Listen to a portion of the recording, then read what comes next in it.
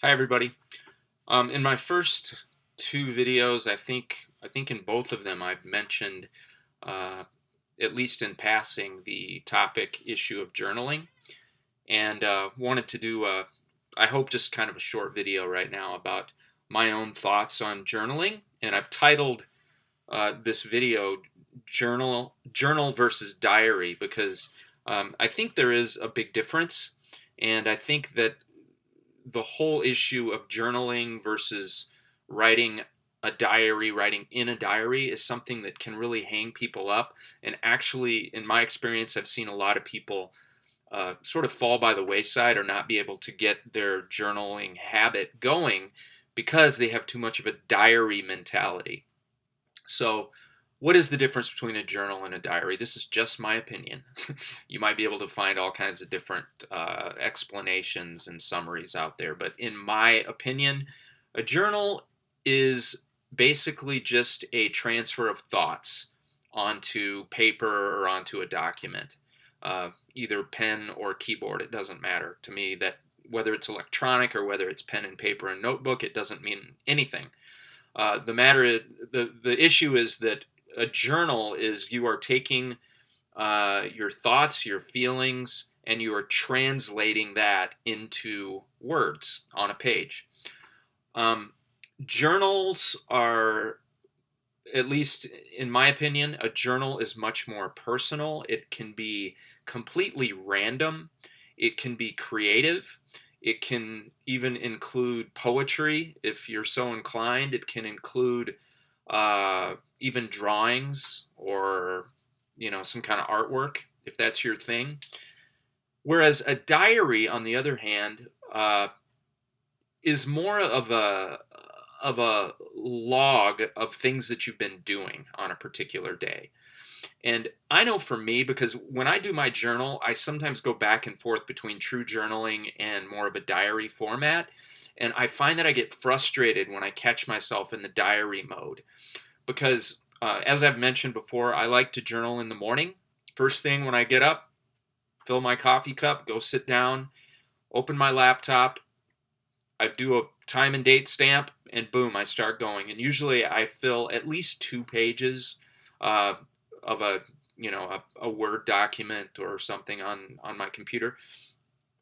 But one thing that I always struggle with is that sense that that I don't know, I have to kind of block myself from just giving a tally or a log of the events of the past 24 hours. Of course, that's part of it because you can't really convey your feelings, your thoughts, situations that have come up that have made you think or that have been challenging or brought you joy, whatever it is. You can't do that without some sort of uh, uh, recollection or recounting of events that happened during the previous day. But I think through lots of conversations with different people, I think the problem is that people can get into a habit where they feel like they have to say, okay, I got up at this time. I had this for breakfast.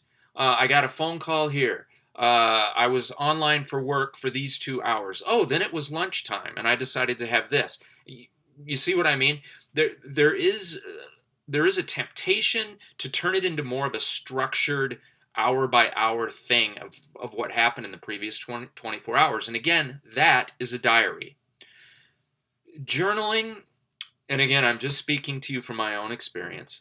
The thing that has kept me a journaler for most of my life, like the last 30 plus years, almost on a daily basis, is that I let myself flow freely. It doesn't have to be consecutive in terms of time. I don't have to like block out my day into different paragraphs. I grab a hold of whatever is in my mind, whatever I might be struggling with, whatever relational issue might be going on, whatever I'm excited about, whether it's past or future or present, it doesn't matter. And it's one of my favorite challenges when I journal is if I feel myself getting into that diary mode, I try to just bust out of it and just go into a rant or go into some sort of a free flowing venting of what's really going on inside. So I don't want this to be a super long post, so I'm going to try to wrap it up. But what I want to encourage you, if you are a person who's trying to journal and who's trying to uh, get that habit in your life, do not put limits on yourself. Do not make it a format thing. Do not make it a log or a list. Please allow yourself to flow, and don't put any restrictions on it. Even if it's a single paragraph, don't even worry about punctuation and spelling. That'll come later, and you can go back. Maybe there's, it depends on how type A you are. You may want to go back and clean it up, but that's not even necessary. Let it be something that truly flows from your heart and your mind and your soul and your spirit. And in my experience, that's the stuff that is fascinating to look back on, whether it's a month later or a year later or 10 years later, to really look back, read over, and see what was really going on inside yourself. Because if you try to control it too much, it's not going to come across as authentic, and it's also not going to allow you to get in touch with the issues, the feelings, the thoughts, the struggles and pains and joys. And again, I use the phrase good, the bad, and the ugly. You're not going to be really have a picture of the good, the bad, and the ugly in your life if you are trying too much to control the format of your journaling. So that's my 2 cents right now. It's a big topic, and we'll discuss more later. Thank you.